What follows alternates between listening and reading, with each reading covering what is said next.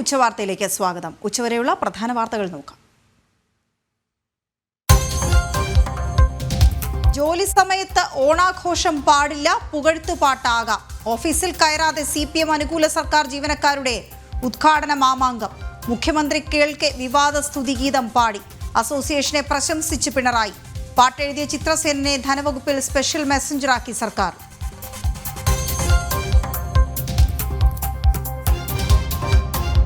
സ്പേഡെക്സ് പരീക്ഷണം വിജയം. Space docking വിജയകരമെന്ന ISRO. നേട്ടം കൈവരിക്കുന്ന 4ാമത്തെ രാജ്യമായി ഭാരതം. നിർണായക ചുവടുവയ്പ്പെന്ന പ്രധാനമന്ത്രി.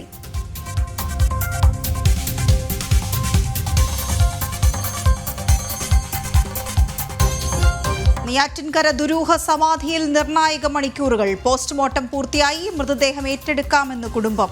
ഗോപൻ സ്വാമിയുടെ മൃതദേഹം പീഠത്തിലിരിക്കുന്ന നിലയിലായിരുന്നു. കഴുത്തുവരെ പൂജാദ്രവ്യങ്ങൾ മൂടിയ നിലയിൽ.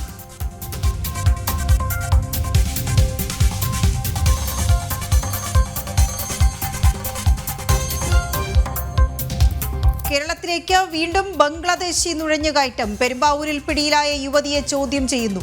അതിർത്തിയിൽ നടപടി കടുപ്പിച്ച് ഭാരതം. ഫെൻസിംഗ് തുടങ്ങി. നുഴഞ്ഞുകയറ്റം അനുവദിക്കില്ലെന്ന് വിദേശകാര്യ മന്ത്രാലയം.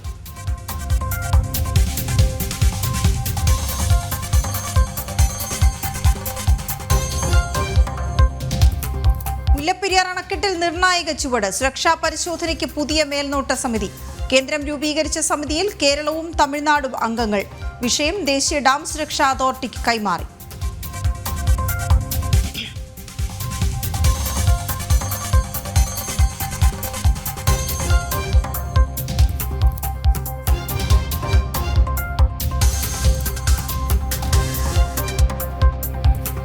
കലോത്സവത്തിനിടെ നടത്തിയ ദ്വയാർത്ഥ പ്രയോഗത്തിൽ റിപ്പോർട്ടർ ചാനലിനെതിരെ POCSO case. Channel consulting editor Arunkumar 1ാം പ്രതി. നടപടി വനിതാ ശിശുവികസന വകുപ്പ് ഡയറക്ടറുടെ പരാതിയിൽ.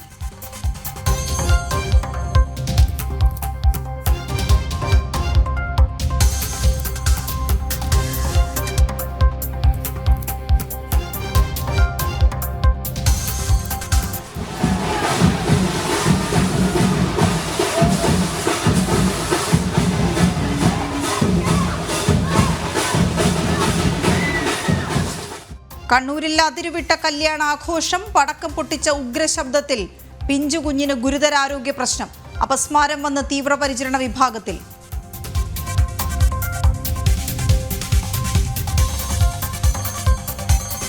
നടൻ സെയ്ഫ് അലി ഖാന് നേരെയുള്ള ആക്രമണത്തിൽ 3 വീട്ടുജോലിക്കാർ കസ്റ്റഡിയിൽ. മുംബൈയിലെ വീട്ടിൽ ഫോറൻസിക് ഡോഗ് സ്ക്വാഡ് പരിശോധന. നടൻ മുംബൈ ലീലാവതി ആശുപത്രിയിൽ ചികിത്സയിൽ.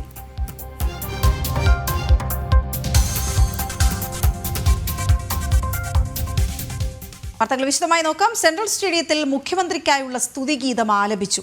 സെക്രട്ടേറിയറ്റ് എംപ്ലോയീസ് അസോസിയേഷൻ വേദിയിലാണ് ആലപിച്ചത്. മുഖ്യമന്ത്രിയുടെ സാന്നിധ്യത്തിലായിരുന്നു ആലാപനം. പ്രജിത് മോഹനൻ ചേർന്ന വിവരങ്ങളുമായി. പ്രജിത്ത്, 2 കാര്യങ്ങളാണ്. ഒന്ന്, ഈ സ്തുതിഗീതം ആലപിക്കേണ്ടതുണ്ടോ എന്ന ആലോചനകൾ നടന്നിരുന്നു. മുഖ്യമന്ത്രി വരുന്നതിന് മുൻപ് ഇത് ആലപിക്കാം എന്ന രീതിയിലൊക്കെ അവിടെ ആസൂത്രണം നടന്നു എന്നറിഞ്ഞു. പക്ഷെ മുഖ്യമന്ത്രി കേൾക്കെ തന്നെ ഈ സ്തുതിഗീതം ആലപിച്ചു എന്നുള്ളത് ഒരു പ്രധാനപ്പെട്ട കാര്യം. മറ്റൊന്ന്, ജോലി സമയത്ത് എത്രത്തോളം ഇങ്ങനെ ഉദ്യോഗസ്ഥർ മാറി നിന്നു? രണ്ടും ഈ പറയുന്ന രീതിയിൽ വിവാദങ്ങളിലേക്ക് തന്നെയാണ് പോകുന്നത്. കാരണം മുഖ്യമന്ത്രിയെ സ്തുതിച്ചുകൊണ്ട് അദ്ദേഹത്തിനെ ഇരുത്തിക്കൊണ്ടൊരു ഗീതം ആലപിക്കുന്ന രീതിയിലേക്ക് ഒരു സംവിധാനം, ഒരു CPMന്റെ തന്നെ ഒരു സംഘടനാ സംവിധാനം പോകുന്നു എന്നുള്ളതാണ് ഈ ഘട്ടത്തിൽ പറയേണ്ടത്. മുഖ്യമന്ത്രിയെ ഇരുത്തിക്കൊണ്ട് തന്നെ, പ്രത്യേകിച്ച് ഈ വിവാദങ്ങളൊക്കെ വരുന്ന സമയത്ത് മുഖ്യമന്ത്രി പറഞ്ഞൊരു കാര്യമുണ്ട്. ഈ വ്യക്തി പൂജ അത് പ്രോത്സാഹിപ്പിക്കില്ല എന്നുള്ളതായിരുന്നു കഴിഞ്ഞ ദിവസം മുഖ്യമന്ത്രി പറഞ്ഞത്. ഇന്നത്തെ ദിവസം അദ്ദേഹം തന്നെ അത് ലംഘിച്ചു എന്ന് നമുക്ക് പറയേണ്ടി വരും. കാരണം അദ്ദേഹം നേരിട്ട് ഇടപെട്ടിരുന്നെങ്കിൽ ഈ സ്തുതിഗീതം ആലപിക്കുന്ന സംവിധാനം, അല്ലെങ്കിൽ അതൊരു വ്യക്തിപൂജ എന്ന രീതിയിൽ തന്നെയുള്ള ഈ ഒരു പരിപാടി അത് ഒഴിവാക്കാമായിരുന്നത് മാത്രമാണ്. പക്ഷേ അതിന് മുഖ്യമന്ത്രിയും തയ്യാറായിട്ടില്ല എന്നുള്ളതാണ് നമ്മൾ ഈ ഘട്ടത്തിൽ പറയേണ്ടത്.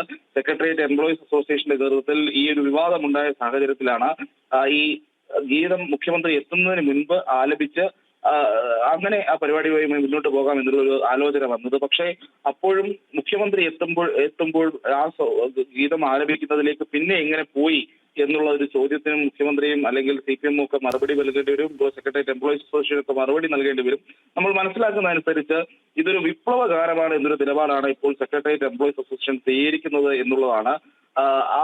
പക്ഷെ അപ്പോഴും മുഖ്യമന്ത്രിയെ പ്രകീർത്തിച്ചുകൊണ്ട്, പിണറായി വിജയനെ പ്രകീർത്തിച്ചുകൊണ്ട് അദ്ദേഹത്തിനെ അങ്ങനെ ഇപ്പോൾ വലിയ വിശേഷണങ്ങളൊക്കെ നൽകിക്കൊണ്ടുള്ള ഒരു രീതിയിലാണ് ഈ ഗാനം അവിടെ ആലപിച്ചത് എന്നുള്ളത് നമ്മൾ മനസ്സിലാക്കണം. അതും സെക്രട്ടേറിയറ്റ് എംപ്ലോയീസ് സംഘടനകളുടെ ജീവനക്കാർ തന്നെ തയ്യാറാക്കിയ ഗീതം, ആ സ്തുതിഗീതം തന്നെ അവിടെ ആലപിക്കപ്പെട്ടിരിക്കുന്നു. ഒരു പക്ഷേ CPM-ന്റെ സമീപകാലത്തുള്ള ഏറ്റവും വലിയ അവരുടെ പ്രത്യയശാസ്ത്രപരമായ അപജയങ്ങളിൽ ഒന്നായി ഇത് വിലയിരുത്തപ്പെടുമെന്നുള്ളത് തർക്കമില്ല. പ്രത്യേകിച്ച് മുഖ്യമന്ത്രി ആ വേദിയിൽ ഇരിക്കുന്നു, അദ്ദേഹം ആ സ്തുതിഗീതം കേട്ടിരിക്കുന്നു എന്നുള്ളത് ഒരു ശരിയേട് അതിനകത്തുണ്ട് എന്നുള്ളത് നമ്മൾ ശ്രദ്ധിക്കേണ്ടതാണ്. കാരണം ഏകദേശം 100ഓളം വനിതകളെ, ജീവനക്കാരെ തന്നെ അണിനിരത്തിക്കൊണ്ടാണ് ഈ പാട്ട് പാടിയത് എന്നുള്ളതാണ് ഈ ഘട്ടത്തിൽ പറയേണ്ടത്. 100ഓളം സ്ത്രീകൾ, സെക്രട്ടേറിയറ്റിലെ ജീവനക്കാരാണ് ഈ ഗീതം ആലപിച്ചത്. സെക്രട്ടേറിയറ്റ് ജീവനക്കാർ തന്നെ തയ്യാറാക്കിയ ഗീതം തന്നെയാണ് അതും.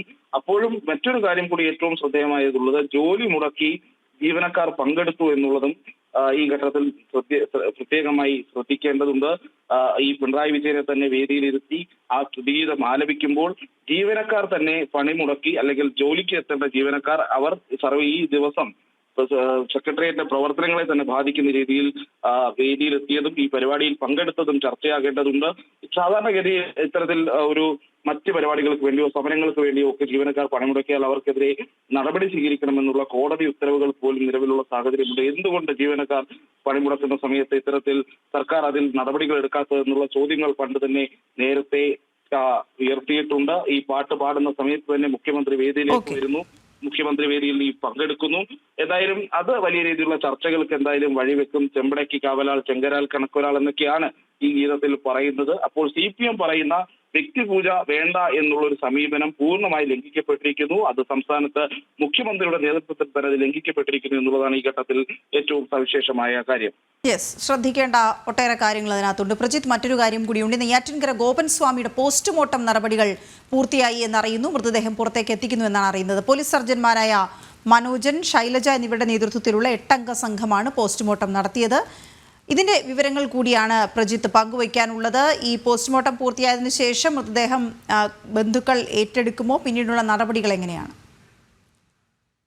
ബന്ധുക്കൾ ഇത് ഏറ്റെടുക്കുന്ന കാര്യത്തിലൊക്കെ ഒരു ആശയക്കുഴപ്പം അല്പസമയം മുൻപ് നമുക്ക് ഒരു വിവരം അങ്ങാ രീതിയിൽ ലഭിച്ചിരുന്നു. പ്രത്യേകിച്ച് ഈ നെയ്യാറ്റിൻകരയിലെ ഗോപൻ സ്വാമിയുടെ വിവാദ കല്ലറ തുറന്ന് പുറത്തെടുത്ത മൃതദേഹത്തിന്റെ പോസ്റ്റ്മോർട്ടത്തിൽ 3 തലങ്ങളിലുള്ള പരിശോധനയാണ് നടന്നിട്ടുള്ളത്. അതിൽ ഇപ്പോൾ സ്വാഭാവിക മരണമാണോ, അതിലേതെങ്കിലും ഇതിൽ പരിക്കേറ്റുള്ളതാണോ, ഇനി മറ്റേതെങ്കിലും രീതിയിൽ വിഷമയമായിട്ടുള്ള സബ്സ്റ്റൻസ് ഉള്ളിൽ ചെന്നിട്ടുള്ള മരണമാണോ എന്നതൊക്കെയുള്ള പരിശോധനകൾ ഈ പോസ്റ്റ്മോർട്ടത്തിന്റെ ഭാഗമായി നടക്കുന്നുണ്ടായിരുന്നു. എന്തായാലും ഈ ആന്തരിക അവയവങ്ങളുടെ സാമ്പിളുകളടക്കം ശേഖരിച്ചു വെച്ചിട്ടുണ്ട്. പക്ഷേ പ്രാഥമികമായിട്ടുള്ള പോസ്റ്റ്മോർട്ടം നടപടികൾ ഇപ്പോൾ പൂർത്തിയായിട്ടുണ്ട്. അല്പസമയത്തിനുള്ളിൽ തന്നെ ആ മൃതദേഹം പുറത്തേക്ക് കൊണ്ടുവരും എന്നുള്ളതാണ് നമുക്ക് മോർച്ചറിയിൽ നിന്ന് ലഭിക്കുന്ന വിവരം. അപ്പോഴും ഈ ബന്ധുക്കൾ ഒരു നിലപാട് എന്ന് പറയുന്നത് നമ്മൾ മനസ്സിലാക്കുന്നത്, ബന്ധുക്കളുമായി അടുത്ത് സംസാരിച്ച ആളുകളിൽ നിന്ന് മനസ്സിലാക്കുന്നത്, ഒന്ന്, ഇതൊരു അസ്വാഭാവിക മരണമാണ് എന്ന് തെളിയുകയാണെങ്കിൽ ഒരു പക്ഷേ ബന്ധുക്കൾ ഈ നടന്നിട്ടുള്ള പോലീസ് നടപടികളെയൊക്കെ ചോദ്യം ചെയ്യുന്ന ഒരു സാഹചര്യം ഉണ്ടാകും. പ്രത്യേകിച്ച് തങ്ങൾ ആചാരപ്രകാരം, തങ്ങളുടെ വിശ്വാസപ്രകാരം തങ്ങൾ സമാധി ഇരുത്തിയ ഒരു സാഹചര്യത്തിൽ അത് തങ്ങൾ ആവർത്തിച്ച് പറഞ്ഞിട്ടും തങ്ങളുടെ ഭാഗം കേൾക്കാതെയാണ് ഈ നടപടിക്രമങ്ങൾ പൂർണ്ണമായിട്ടും ഉണ്ടായത്. ആ ആചാര ലംഘനം നടന്നിട്ടുണ്ട്. ഇപ്പോൾ ഒരു വട്ടം സമാധി ഇരുത്തിയ ആളെ പിന്നീട് കൊണ്ടുപോയി സംസ്കരിക്കുന്നത് ശരിയായിട്ടുള്ള ആചാര ലംഘനപ്രകാരമുള്ള കാര്യമാകും, അല്ലെങ്കിൽ അത് വീണ്ടും അദ്ദേഹത്തെ സമാധിയിരുത്തേണ്ട സാഹചര്യം ഉണ്ടാകും. അങ്ങനെയുള്ള ഒട്ടനവധി വിഷയങ്ങൾ ബന്ധുക്കൾ സംസാരിക്കുന്നുണ്ട് എന്നുള്ളതാണ് നമുക്ക് മനസ്സിലാകുന്നത്. പക്ഷേ ഔദ്യോഗികമായി അവരുടെ ഒരു പ്രതികരണം ലഭ്യമാകാതെ അത് പൂർണ്ണമായി നമുക്ക് സ്ഥിരീകരിച്ച് പറയാൻ കഴിയില്ല. എന്തായാലും പോസ്റ്റ്മോർട്ടത്തിന് ശേഷം മൃതദേഹം കുടുംബം ഏറ്റെടുക്കണം എന്നുള്ളത് തന്നെയാണ് പോലീസിന്റെ നിലപാട്.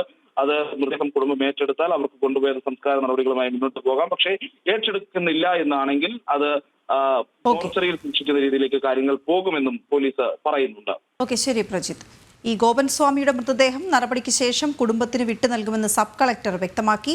കുടുംബത്തോട് സംസാരിച്ചു, കാര്യങ്ങൾ ധരിപ്പിച്ചു. സമാധി തുറന്നപ്പോൾ എതിർപ്പോ ബുദ്ധിമുട്ടുകളോ ഉണ്ടായില്ലെന്നും OV ആൽഫ്രഡ് പറഞ്ഞു.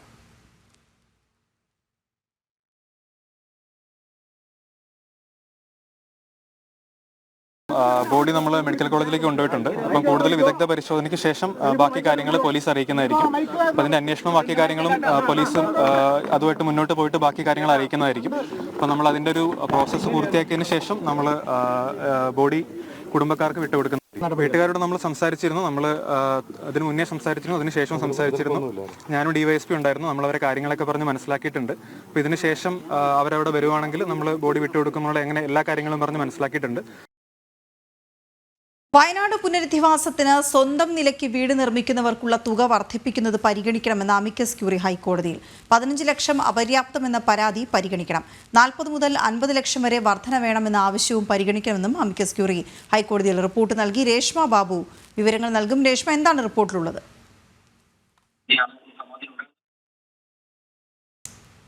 വയനാട് പുനരധിവാസത്തിൽ സ്വന്തം നിലയ്ക്ക് വീട് നിർമ്മിക്കുന്നവർക്കുള്ള തുക അത് വർദ്ധിപ്പിക്കണം, ഇത് പരിഗണിക്കണം എന്നാണ് അമിക്കസ് ക്യൂറി ഹൈക്കോടതിയിൽ ആവശ്യപ്പെട്ടത്. ഒരു റിപ്പോർട്ട് നൽകിയിട്ടുണ്ട്. 15 ലക്ഷം അപര്യാപ്തം എന്ന പരാതിയുണ്ട്, അത് പരിഗണിക്കണമെന്ന് കൂടി ഈ റിപ്പോർട്ടിൽ പറയുന്നുണ്ട്. 40 മുതൽ 50 ലക്ഷം വരെ വർധന വേണം എന്ന ആവശ്യവും ഉണ്ട്, അതും പരിഗണിക്കണം എന്നാണ് അമിക്കസ് ക്യൂറി ഹൈക്കോടതിയിൽ റിപ്പോർട്ട് നൽകിയത് എന്നറിയുന്നു. റിപ്പോർട്ടിൻ്റെ വിശദ വിവരങ്ങളിലേക്ക് വരേണ്ടതുണ്ട്. എന്താണ് വിശദമായി റിപ്പോർട്ടിൽ അമിക്കസ് ക്യൂറി പറഞ്ഞിരിക്കുന്നത്? എന്തൊക്കെ കാര്യങ്ങളിൽ നിർദ്ദേശങ്ങൾ പരിഗണനകൾ വേണം എന്ന ആവശ്യം മുന്നോട്ട് വച്ചിട്ടുണ്ട് എന്ന കാര്യവും അറിയേണ്ടിയിരിക്കുന്നു. മറ്റു വാർത്ത, കേരളത്തിലേക്ക് വീണ്ടും ബംഗ്ലാദേശി നുഴഞ്ഞുകയറ്റം.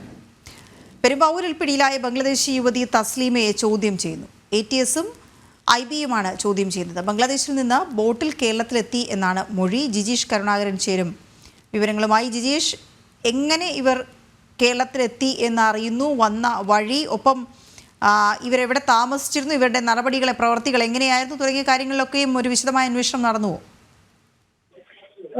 വീണ, ഇപ്പോൾ പ്രാഥമികമായ ചോദ്യം ചെയ്യൽ പൂർത്തിയാകുമ്പോൾ ഇവരിൽ നിന്ന് ലഭിക്കുന്ന വിവരമനുസരിച്ച് കഴിഞ്ഞ ജൂലൈയിലാണ് ഇവർ ഇന്ത്യയിലേക്ക് എത്തിയത്. ആദ്യം കൊൽക്കത്തയിലാണ് തസ്ലീമയും ഒപ്പം തന്നെ ഒരു സുഹൃത്തും ഇവിടെ എത്തിയത്. ഇവർ 3 പേരുണ്ടായിരുന്നു. അതിലൊരു പുരുഷനും 2 സ്ത്രീകളുമായിരുന്നു ഉണ്ടായിരുന്നത്. ഇതിൽ പുരുഷൻ കൊൽക്കത്തയിൽ തന്നെ താമസമാക്കി, അവിടെ തന്നെ താമസമാക്കിയതിനൊപ്പം തന്നെ മറ്റ് 2 പേരും ട്രെയിൻ മാർഗം ബംഗളൂരിലേക്ക് തിരിക്കുന്നു. അതിലൊരാളാണ് തിരിച്ച് വീണ്ടും കേരളത്തിലേക്ക് വരുന്നത്. തസ്ലീമയാണ് വരുന്നത്. ഇവിടെ വന്ന് ഇവിടെ ഒരു സുഹൃത്തിനൊപ്പം താമസിക്കുകയായിരുന്നു. ഈ സുഹൃത്തിന്റെ രേഖകളും അന്വേഷണ സംഘങ്ങൾ പരിശോധിച്ചു, പോലീസ് പരിശോധിച്ചു. ഇതും വ്യാജമാണ് എന്നൊരു വിവരം തന്നെയാണ് പ്രാഥമികമായ പരിശോധനയിൽ അന്വേഷണ സംഘത്തിന് വ്യക്തമായിരിക്കുന്നത്. കൂടുതൽ വിശദമായ ഒരു ചോദ്യം ചെയ്യൽ നടക്കുകയാണ്. കാരണം സംസ്ഥാനത്ത് വലിയ തോതിൽ തന്നെ ബംഗ്ലാദേശി നുഴഞ്ഞുകയറ്റം നടക്കുന്നതിന്റെ വിവരങ്ങൾ നേരത്തെ പുറത്തു വന്നിരുന്നു. ഇതുമായി ബന്ധപ്പെട്ട IB റിപ്പോർട്ടുകളൊന്നും തന്നെ ഗൗരവത്തിലെടുക്കാൻ സംസ്ഥാന സർക്കാർ ഒരു ഘട്ടത്തിലും തയ്യാറായിരുന്നില്ല. നേരത്തെയും നിരവധി ബംഗ്ലാദേശികൾ പെരുമ്പാവൂർ, ആലുവ മേഖലകളിൽ നിന്ന് പിടിയിലായിട്ടുണ്ട്. അതിലധികം ആളുകൾ നുഴഞ്ഞുകയറി ഇപ്പോഴും വ്യാജ രേഖകളിൽ ഇവിടെ താമസിക്കുന്നതിന്റെ വിവരങ്ങളും എല്ലാം പുറത്തു വന്നിരുന്നു. അതേ ഘട്ടത്തിൽ തന്നെയാണ് ഇപ്പോൾ പെരുമ്പാവൂരിൽ നിന്ന് ഒരു യുവതി പിടിയിലായിരിക്കുന്നത്. കേന്ദ്ര അന്വേഷണ ഏജൻസികളടക്കം ഇവരെ വിശദമായി ചോദ്യം ചെയ്യുകയാണ്. നിലവിൽ IB ചോദ്യം ചെയ്യുന്നുണ്ട്. സംസ്ഥാന ATS കൂടെ ഇവരെ വിശദമായി ചോദ്യം ചെയ്യുന്ന ഒരു നടപടിയിലേക്ക് കിടക്കുന്നു. കൂടുതൽ പേർ ഇവർക്കൊപ്പം കേരളത്തിലേക്ക് എത്തിയിട്ടുണ്ടോ, വലിയ കുറ്റകൃത്യങ്ങളിൽ പങ്കാളികളായിട്ടാണോ എത്തിയത്, ദേശസുരക്ഷയുമായി ബന്ധപ്പെട്ട ഏതെങ്കിലും തരത്തിൽ ദേശവിരുദ്ധ പ്രവർത്തനങ്ങൾ ഇവിടെ വന്നതിന്റെ ഒരു ഉദ്ദേശമായിരുന്നു എന്നെല്ലാം കണ്ടെത്തേണ്ടതുണ്ട്. ഓക്കെ, ശരി ജിജീഷ്.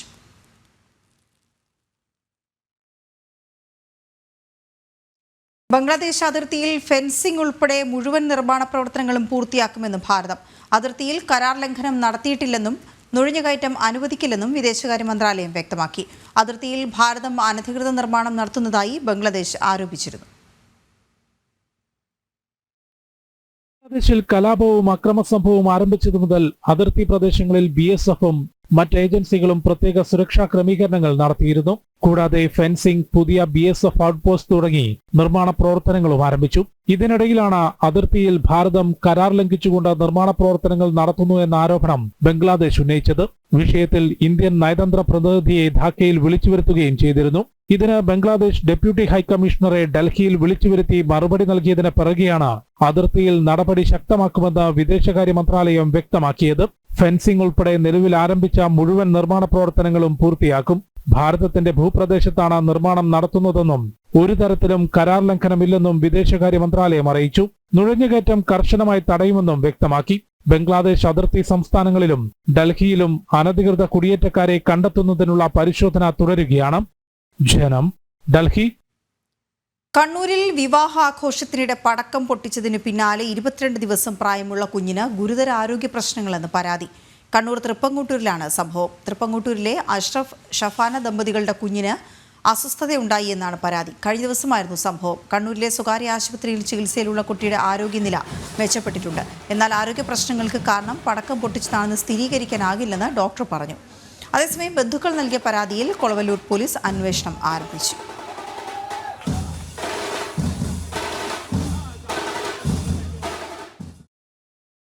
ഓൺലൈൻ തട്ടിപ്പിൽ കുടുങ്ങി ഹൈക്കോടതി മുൻ ജഡ്ജി. റിട്ടയർഡ് ജഡ്ജി ശശിധരൻ നമ്പ്യാരിൽ നിന്നും 90 ലക്ഷം രൂപ തട്ടിയെടുത്തു. ഷെയർ മാർക്കറ്റിൽ വൻ ലാഭം വാഗ്ദാനം ചെയ്തായിരുന്നു തട്ടിപ്പ്. ബീന റാണി ചേരുന്നു വിവരങ്ങളുമായി. ബീന, ഒരു ജഡ്ജിയെ പോലും തട്ടിപ്പിൽ കുരുക്കാൻ കഴിയുന്ന തരത്തിലുള്ള നീക്കങ്ങളായിരുന്നിരിക്കണം അദ്ദേഹം പറയുന്നത് എന്താണ്?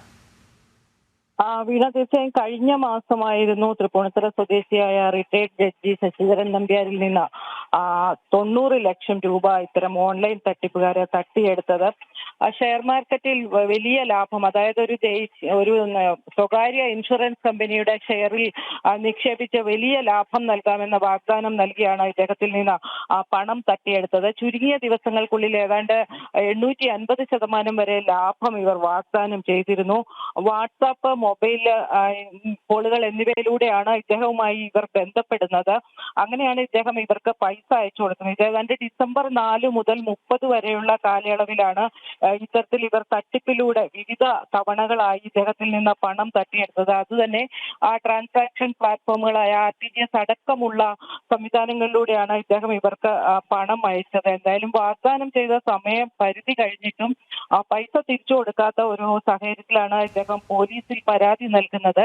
പ്രാഥമികമായി പോലീസ് പറയുന്നത് ഇതിന് പിന്നിൽ ഉത്തരേന്ത്യൻ ലോബിയാണെന്നാണ്. ഇതുമായി ബന്ധപ്പെട്ട് കൂടുതൽ അന്വേഷണം നടന്നു വരികയാണ്. എന്തായാലും പോലീസ് കേസെടുത്തിട്ടുണ്ട്.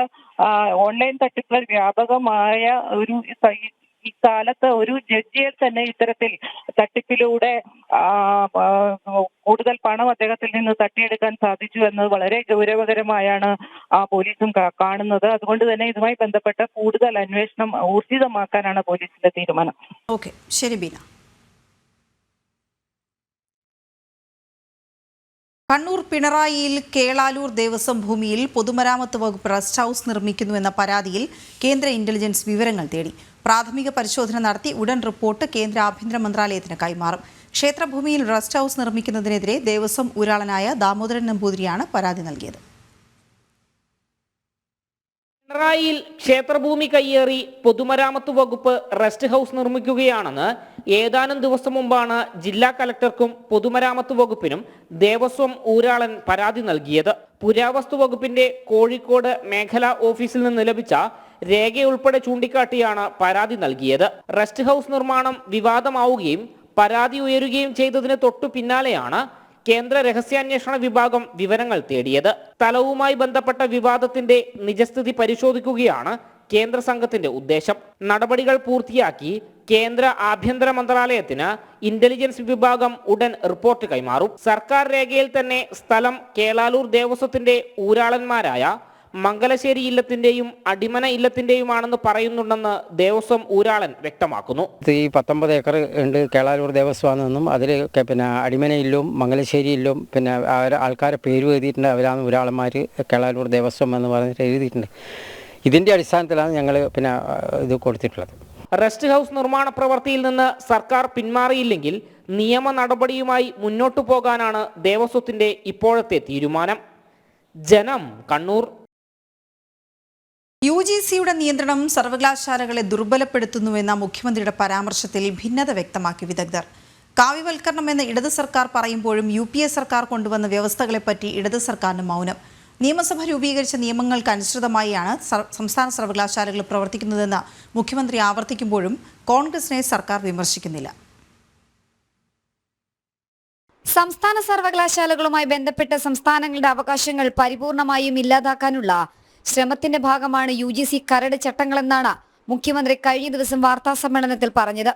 VC നിയമനത്തിൽ ഉൾപ്പെടെ നിർണായക നിരീക്ഷണം നടത്തിയാണ് UGCയുടെ മാർഗനിർദ്ദേശം പുറത്തു വന്നതും. എന്നാൽ തുടക്കം മുതൽ സംസ്ഥാന സർക്കാർ ഇതിനെതിരാണ്. VC നിയമിക്കുന്നതിനായി 3 അംഗങ്ങൾ ഉൾക്കൊള്ളുന്ന സെർച്ച് കമ്മിറ്റി ഗവർണർ രൂപീകരിക്കണമെന്നും കമ്മിറ്റി സമർപ്പിക്കുന്ന പാനലിൽ നിന്നും ഗവർണർ VCയെ നിയമിക്കുമെന്നും തീരുമാനിച്ചത് 1967-ൽ EMSഉം 1974-ൽ അച്യുതമേനോനും മുഖ്യമന്ത്രിയായിരുന്നപ്പോഴാണ്. കേരള, കാലിക്കറ്റ് യൂണിവേഴ്സിറ്റികൾക്ക് അന്ന് പുതിയ നിയമങ്ങൾ നടപ്പാക്കിയപ്പോഴാണ് ഈ വ്യവസ്ഥ നിലവിൽ വന്നത്. ചാൻസലർ, UGC, യൂണിവേഴ്സിറ്റി എന്നിവരുടെ പ്രതിനിധികളായിരിക്കും കമ്മിറ്റിയിലെന്നാണ് വ്യവസ്ഥ.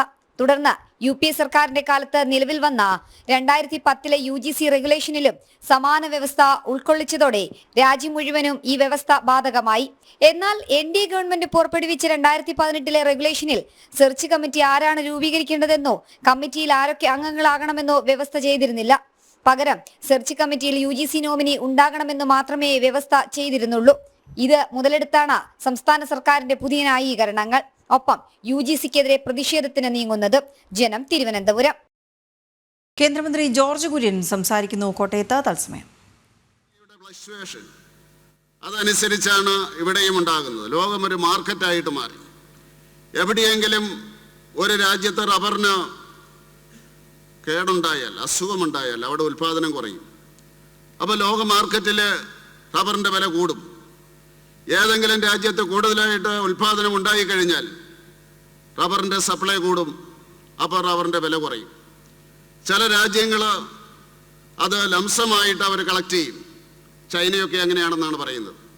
അവർ വില കുറയുന്ന അവസരത്തിൽ 5 വർഷത്തേക്കും 10 വർഷത്തേക്കുമുള്ള റബ്ബർ സംഭരിക്കുന്നു. ശാസ്ത്രീയമായിട്ട് അവർ സൂക്ഷിക്കുന്നു എന്ന് പറയുന്നു. ആ അവസരത്തിൽ റബ്ബറിൻ്റെ വില കൂടാറുണ്ട്.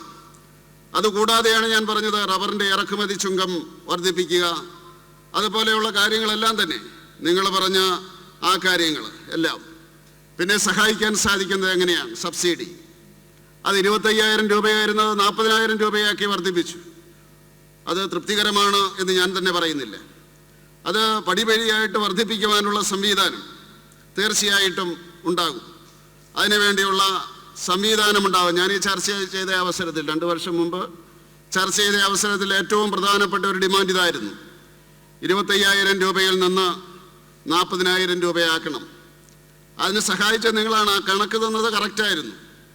നിങ്ങൾ തന്ന കണക്ക് കറക്റ്റായിരുന്നു. ഇത്രയെങ്കിലും മിനിമം വേണം എന്ന് പറഞ്ഞുകൊണ്ടത് അധികാരികൾക്ക് കൊടുക്കാൻ വേണ്ടി നമുക്ക് സാധിച്ചു.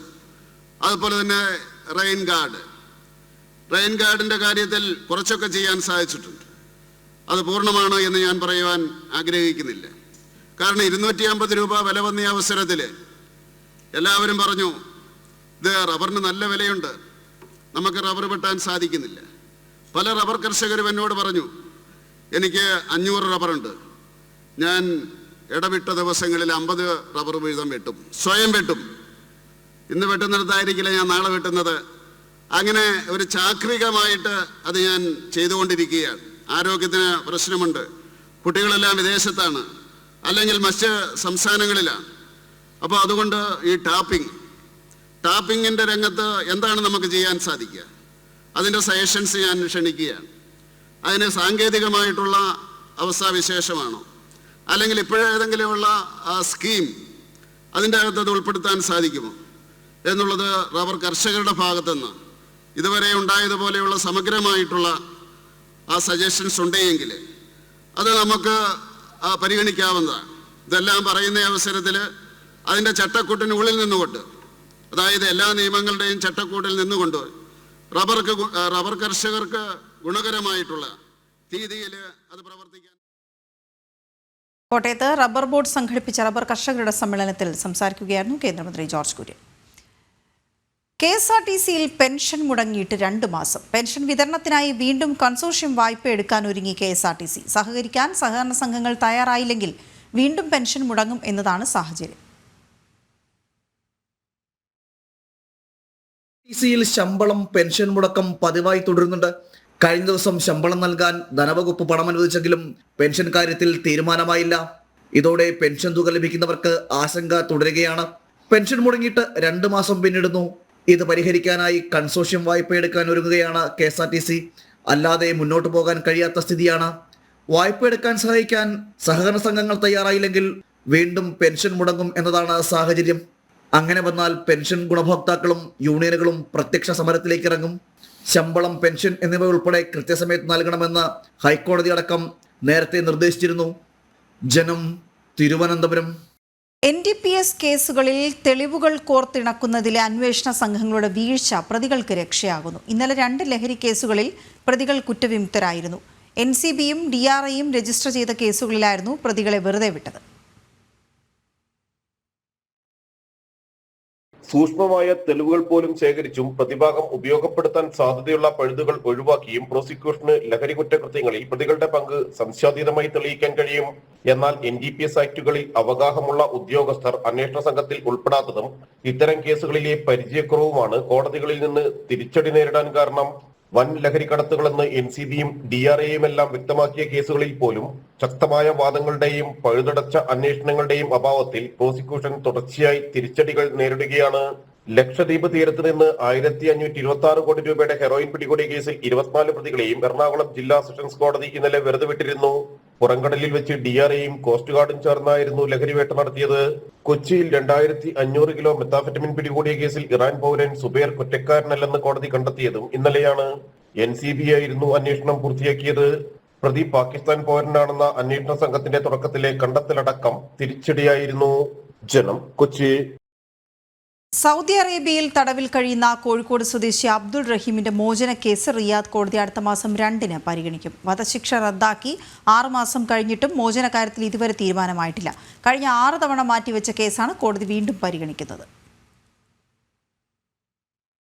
അടുത്ത മാസം 2-ാം തീയതി രാവിലെ 8 മണിക്കാണ് റിയാദ് ക്രിമിനൽ കോടതി കേസ് വീണ്ടും പരിഗണിക്കും. ഇന്നലെയും ഹർജി പരിഗണിച്ച കോടതി മറ്റൊരു ദിവസത്തേക്ക് മാറ്റുകയായിരുന്നു. ഇത് 7-ാം തവണയാണ് മോചനവുമായി ബന്ധപ്പെട്ട അപേക്ഷ കോടതി പരിഗണിക്കുന്നത്. സൗദി സ്വദേശിയായ 15 വയസ്സുകാരന്റെ മരണവുമായി ബന്ധപ്പെട്ട് 2026 ഡിസംബർ 26-നാണ് റഹീം ജയിലിൽ അടയ്ക്കപ്പെട്ടത്. 18 വർഷമായി ജയിലിൽ കഴിയുകയാണ്. 34 കോടി രൂപ ദയാവധം നൽകിയതിനെ തുടർന്ന് കുട്ടിയുടെ കുടുംബം റഹീമിന് മാപ്പ് നൽകിയിരുന്നു. തുടർന്ന് കഴിഞ്ഞ ജൂലൈ 2-ന് വധശിക്ഷ കോടതി റദ്ദാക്കിയെങ്കിലും മോചനം നീളുകയാണ്. മോചനവുമായി ബന്ധപ്പെട്ട ഹർജിയിൽ ആദ്യ സിറ്റിംഗ് ഒക്ടോബർ 2-ന് നടന്നിരുന്നു. എന്നാൽ വധശിക്ഷ റദ്ദാക്കിയ ബെഞ്ച് തന്നെ ഹർജി പരിഗണിക്കണമെന്ന് പറഞ്ഞ് കോടതി കേസ് മാറ്റിവെക്കുകയായിരുന്നു. തുടർന്ന് വധശിക്ഷ ഒഴിവാക്കിയ ബെഞ്ച് നവംബർ 17-ന് കേസ് പരിഗണിച്ചു. എന്നാൽ വിഷയം വിശദമായി പഠിക്കണമെന്ന് പറഞ്ഞ് കോടതി ഡിസംബർ 8-ന് ഹർജി പരിഗണിക്കാൻ മാറ്റിയെങ്കിലും സാങ്കേതിക കാരണം പറഞ്ഞ് ജനുവരി 15-ലേക്ക് മാറ്റുകയായിരുന്നു. വധശിക്ഷ നേരത്തെ റദ്ദാക്കിയതിനാൽ ഇനി വരുന്ന വിധിയിൽ തടവ് ശിക്ഷ സംബന്ധിച്ച തീരുമാനം നിർണായകമാണ്. ഫെബ്രുവരിയിൽ അന്തിമ തീരുമാനമുണ്ടാകുമെന്നാണ് പ്രതീക്ഷ. ജനം, കോഴിക്കോട്. തൃശൂർ ചിൽഡ്രൻസ് ഹോമിൽ കുട്ടിയെ തലക്കടിച്ചു കൊലപ്പെടുത്തി. UP-യിൽ നിന്നും ഇരിങ്ങാലക്കുടയിൽ താമസമാക്കിയ 16 വയസ്സുള്ള അങ്കിത്താണ് കൊല്ലപ്പെട്ടത്. രാമവർമ്മപുരത്തെ ചിൽഡ്രൻസ് ഹോമിൽ ഇന്ന് രാവിലെയാണ് സംഭവം ഉണ്ടായത്. അങ്കിത്തിനെ ചിൽഡ്രൻസ് ഹോമിലെ തന്നെ അന്തേവാസിയായ 17-കാരൻ ചുറ്റിക കൊണ്ട് തലക്കടിച്ച് കൊലപ്പെടുത്തുകയായിരുന്നു. ഇന്നലെ രാത്രി ഇരുവരും തമ്മിൽ തർക്കം നടന്നിരുന്നതായും പറയുന്നു.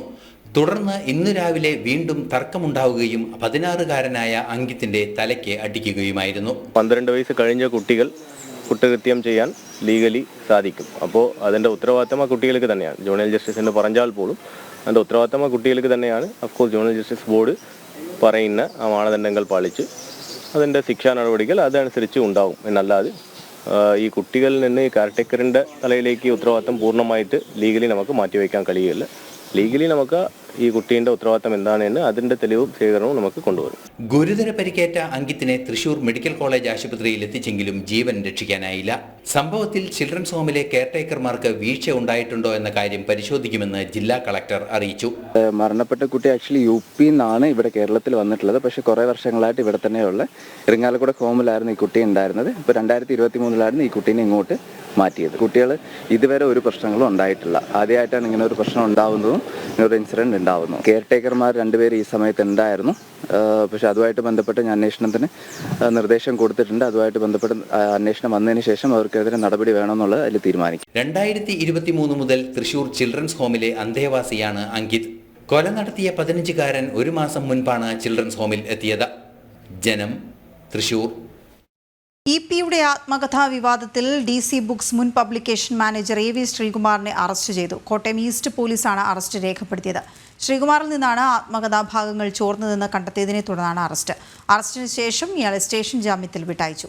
ശ്രീകുമാറിനെ 1-ാം പ്രതിയാക്കിയായിരുന്നു പോലീസ് FIR.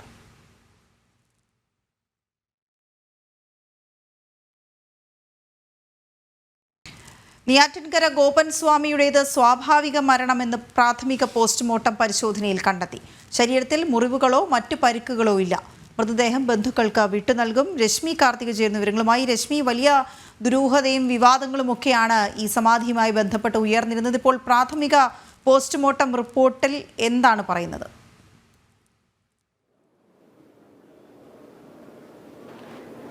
വീണ, വലിയ രീതിയിൽ വിവാദമായിട്ടുള്ള ഒരു കേസ് തന്നെയായിരുന്നു ഗോപൻ സ്വാമിയുടേത്. കഴിഞ്ഞ ദിവസം കോടതി അടക്കം ഈ വിഷയത്തിൽ ഇടപെട്ടിരുന്നു. ഞാൻ ഇപ്പോഴുള്ളത് തിരുവനന്തപുരം മെഡിക്കൽ കോളേജിലെ മോർച്ചറിക്ക് മുന്നിലാണ്. 11 മണിയോടുകൂടിയാണ് ഗോപൻ സ്വാമിയുടെ ഈ ഒരു പോസ്റ്റ്മോർട്ടം നടപടികൾ ആരംഭിച്ചത്. അല്പസമയം മുൻപാണ് ഈ പോസ്റ്റ്മോർട്ടം പൂർത്തിയായത്. ഇതിലെ പ്രാഥമിക റിപ്പോർട്ട് പുറത്തു വരുന്നുണ്ട്. ഈ പ്രാഥമിക റിപ്പോർട്ടിൽ പ്രധാനമായും പറയുന്ന കാര്യങ്ങൾ അസ്വാഭാവിക മരണമല്ല എന്നുള്ളതാണ്. അതായത് എന്തെങ്കിലും തരത്തിലുള്ള അസ്വാഭാവികത ഈ ഒരു പ്രാഥമിക പോസ്റ്റ്മോർട്ടത്തിൽ ലഭ്യമായിട്ടില്ല. അതായത് കഴുത്ത് ഞെരിച്ച് കൊലപ്പെടുത്തിയതിന്റെയോ അല്ലെങ്കിൽ ശരീരത്ത് അടിയേറ്റതിന്റെയോ അല്ലെങ്കിൽ എന്തെങ്കിലും തരത്തിലുള്ള മുറിവുകളോ പാടുകളോ ഒന്നും തന്നെ ശരീരത്തിൽ ഉണ്ടായിട്ടില്ല എന്നുള്ളതാണ് പ്രാഥമികമായിട്ടുള്ള പോസ്റ്റ്മോർട്ടം പരിശോധനയിൽ ലഭ്യമായിരിക്കുന്നത്. ഇനി ആന്തരിക സാമ്പിളുകൾ ഉൾപ്പെടെ ശേഖരിച്ചിട്ടുണ്ട്. എന്തെങ്കിലും തരത്തിൽ വിഷം അകത്ത് ചെന്നോ എന്നതുൾപ്പെടെയുള്ള കാര്യങ്ങൾ അറിയണമെന്നുണ്ടെങ്കിൽ ഈ ആന്തരിക അവയവങ്ങളുടെ പരിശോധനാ ഫലം പുറത്തു വരേണ്ടതുണ്ട്. ഏതായാലും നേരത്തെ ഇൻക്വസ്റ്റ് നടത്തിയ സമയത്തും അതിനുശേഷം 11 മണിക്കാണ് ഈ പോസ്റ്റ്മോർട്ടം ആരംഭിച്ചത്. അല്പസമയം മുൻപ് പൂർത്തിയായി.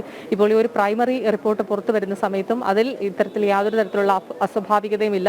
സ്വാഭാവികമായിട്ടുള്ള മരണം തന്നെയാണ് ഗോപൻ സ്വാമിയുടേത് എന്നുള്ളതാണ് കണ്ടെത്തിയിരിക്കുന്നത്. ഏതായാലും ഇനി അതിൻ്റെ ഒരു വിശദമായിട്ടുള്ള, അതായത് ഇപ്പോൾ നിലവിൽ ഈ സർജന്മാർ റിപ്പോർട്ട് പോലീസിന് കൈമാറിയിട്ടില്ല. ഫോറൻസിക് സർജന്മാർ ഈ റിപ്പോർട്ട് കൈമാറിയിട്ടില്ല. അതിനുശേഷം മാത്രമേ നമുക്ക് ഈ റിപ്പോർട്ടിലെ കൂടുതൽ വിവരങ്ങൾ അറിയാൻ കഴിയുകയുള്ളൂ. ഇതൊരു പ്രാഥമികമായി പുറത്തു വരുന്ന ഒരു വിവരമാണ് ഞാൻ പറയുന്നത്. ഏതായാലും ഇതിനുശേഷം ഇപ്പോൾ ഈ ഗോപൻ സ്വാമിയുടെ മകൻ സനന്ദനടക്കം ഈ തിരുവനന്തപുരം മെഡിക്കൽ കോളേജിലെ മോർച്ചറിക്ക് സമീപത്തേക്ക് എത്തിയിട്ടുണ്ട്. ഏതായാലും ഈ മറ്റ് അസ്വാഭാവികതയൊന്നുമില്ലാത്തൊരു സാഹചര്യത്തിൽ മൃതദേഹം ബന്ധുക്കൾക്ക് തന്നെ വിട്ടു നൽകും. വലിയ രീതിയിൽ ആദ്യം ഇവർ വലിയ രീതിയിൽ ഈ ഒരു കല്ലറ പൊളിക്കുന്നതിനെതിരെ വലിയ രീതിയിൽ പ്രതിഷേധവുമായി രംഗത്ത് വന്നിരുന്നു. അത് പൊളിക്കാൻ കഴിയില്ല എന്നുള്ളൊരു നിലപാടായിരുന്നു കുടുംബം സ്വീകരിച്ചിരുന്നത്. പിന്നീട് ഈ RDO ഉൾപ്പെടെയുള്ളവർ എത്തി കാര്യങ്ങൾ പറഞ്ഞ് ബോധ്യപ്പെടുത്തിയതിന് ശേഷമാണ് ഇവർ ഇതുമായി സഹകരിച്ചത്. ഏതായാലും ഈ മൃതദേഹം വിട്ടു നൽകിയാൽ പിന്നീട് വീട്ടിലേക്ക് എത്തി മതാചാര പ്രകാരമുള്ള സംസ്കാര ചടങ്ങുകൾ നടത്തുമെന്നുള്ളതാണ് നമുക്ക് അറിയാൻ കഴിയുന്നത്. ഏതായാലും വലിയ രീതിയിൽ വിവാദമായൊരു കേസാണ്. എന്തെങ്കിലും തരത്തിൽ അസ്വാഭാവികതയുണ്ടോ, ഒരു മരണത്തിൽ എന്തെങ്കിലും ദുരൂഹതയുണ്ടോ, അതായത് ഒരു പ്രത്യേക ദിവസമാണ് മരിക്കുന്നത്, അതും ഇവർ വീട്ടുകാർ പറഞ്ഞ കാര്യങ്ങളിലൊക്കെ തന്നെ വലിയ രീതിയിലുള്ള അസ്വാഭാവികത നിലനിന്നിരുന്നു. അതുകൊണ്ടാണ് ഇത്തരത്തിൽ പിന്നീട് കോടതിയിലേക്കൊക്കെ തന്നെ കാര്യങ്ങൾ എത്തുകയും കോടതി ആദ്യം ഈ മരണ സർട്ടിഫിക്കറ്റ് ഉണ്ടോ എന്നുള്ളത് തന്നെയാണ് കോടതി ചോദിച്ചൊരു കാര്യം. അതിനുശേഷമാണ് കുടുംബം യാതൊരു തരത്തിലും ഇത് പൊളിക്കാൻ അനുവദിക്കില്ല എന്ന് അറിയിച്ച കുടുംബത്തെ പിന്നീട് കാര്യങ്ങൾ പറഞ്ഞ് മനസ്സിലാക്കിയതിനു ശേഷമാണ് അവർ ഇതുമായി സഹകരിച്ചത്. ഏതായാലും ഇപ്പോൾ പ്രാഥമിക റിപ്പോർട്ട് പുറത്തു വരുമ്പോൾ അസ്വാഭാവികതയില്ല, മറ്റ് മുറിവുകളോ അല്ലെങ്കിൽ കഴുത്ത് ഞെരിച്ചതിന്റെ പാടുകളോ ഒന്നും തന്നെ റിപ്പോർട്ടിൽ ഇല്ല എന്നുള്ളതാണ് നമുക്ക് മനസ്സിലാക്കാൻ കഴിയുന്നത്. ഏതായാലും ഇനി കൂടുതൽ വിവരങ്ങൾ പുറത്തു വരേണ്ടതുണ്ട്. പോലീസിന് റിപ്പോർട്ട് കൈമാറിയതിനു ശേഷം മാത്രമേ അതിന്റെ കൂടുതൽ വിവരങ്ങൾ ലഭ്യമാവുകയുള്ളൂ. ഒപ്പം തന്നെ ആന്തരിക അവയവങ്ങളുടെ സാമ്പിളുകളും പരിശോധനയ്ക്ക് കൊടുത്തിട്ടുണ്ട്. ഇനി എന്തെങ്കിലും തരത്തിൽ പോയിസൺ അകത്ത് ചെന്നിട്ടുണ്ടോ എന്നതുൾപ്പെടെയുള്ള കാര്യങ്ങൾ അതിൽ കൂടുതൽ പരിശോധന നടത്തിയാൽ മാത്രമേ അറിയാൻ കഴിയുകയുള്ളൂ. വീണ.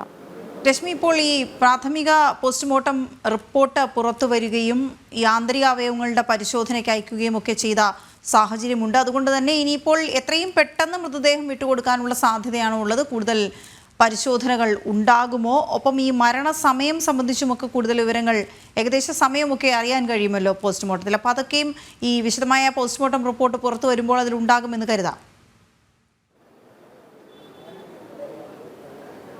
അതെ, അത്തരത്തിൽ ഏത് സമയത്താണ് മരണപ്പെട്ടത് എന്നതടക്കമുള്ള കൂടുതൽ വിവരങ്ങൾ പുറത്തു വരേണ്ടതുണ്ട്. അപ്പോൾ അതിൻ്റെ ആ ഒരു റിപ്പോർട്ട്, അതായത് ഇപ്പം കുറച്ച് സമയം മുൻപാണ് ഈ പോസ്റ്റ്മോർട്ടം പൂർത്തിയായത്. അപ്പം അതിനുശേഷം ഈ സർജന്മാർ ഈ റിപ്പോർട്ട് പോലീസിന് കൈമാറണം. അപ്പോൾ പോലീസിന് കൈമാറിയാൽ മാത്രമേ ഇതിൽ ഏത് സമയത്താണ് മരണപ്പെട്ടതെന്ന് അടക്കമുള്ള കൂടുതൽ വിശദാംശങ്ങൾ പുറത്തു വരൂ എന്നുള്ളതാണ് നമുക്ക് മനസ്സിലാക്കാൻ കഴിയുന്നത്. ഏതായാലും ആ പ്രൈമറി റിപ്പോർട്ടിലെ പുറത്തു വരുന്ന വിവരങ്ങൾ അസ്വാഭാവികതയില്ല, മറ്റ് മുറിവുകൾ ഒന്നും തന്നെയില്ല, കഴുത്ത് ഞെരിച്ചതിന്റെ പാടുകളില്ല, ശരീരത്ത് മറ്റ് മർദ്ദനമേറ്റതിന്റെ പാടുകളൊന്നും തന്നെ ഇല്ല എന്നുള്ള ആ ഒരു പ്രൈമറി വിവരം മാത്രമാണ് നമുക്ക് ലഭിക്കുന്നത്. ഏതായാലും അത്തരത്തിൽ വിശദമായൊരു റിപ്പോർട്ട് പോലീസിന് കൈമാറി കഴിഞ്ഞാൽ പിന്നീട് മൃതദേഹം വിട്ടു നൽകുന്ന കാര്യത്തിൽ മറ്റ് തടസ്സങ്ങളൊന്നും ഇല്ല എന്നുള്ളതാണ് മനസ്സിലാക്കാൻ കഴിയുന്നത്. കുടുംബം മൃതദേഹം ഏറ്റുവാങ്ങി വീട്ടിലേക്ക് എത്തി ഹൈന്ദവ ആചാരപ്രകാരം മൃതദേഹം സംസ്കരിക്കുന്നുള്ള നടപടികളുമായി മുന്നോട്ട് പോകുമെന്നുള്ളതാണ്. ഏതായാലും വരും മണിക്കൂറുകളിൽ ഈ റിപ്പോർട്ടിലെ കൂടുതൽ കാര്യങ്ങൾ നമുക്ക് പ്രേക്ഷകരുമായി പങ്കുവയ്ക്കാൻ കഴിയും. ഏതായാലും ഞാനിപ്പോൾ തിരുവനന്തപുരം മെഡിക്കൽ കോളേജിൽ തുടരുകയാണ്. കുടുംബം ഉൾപ്പെടെ, അതായത് ഗോപൻ സ്വാമിയുടെ മകൻ സനന്ദൻ ഉൾപ്പെടെ തിരുവനന്തപുരം മെഡിക്കൽ കോളേജിന് മുന്നിൽ തുടരുന്നുണ്ട്. ഏതായാലും വിശദമായ റിപ്പോർട്ട് അല്പസമയത്തിനകം തന്നെ കൈമാറും.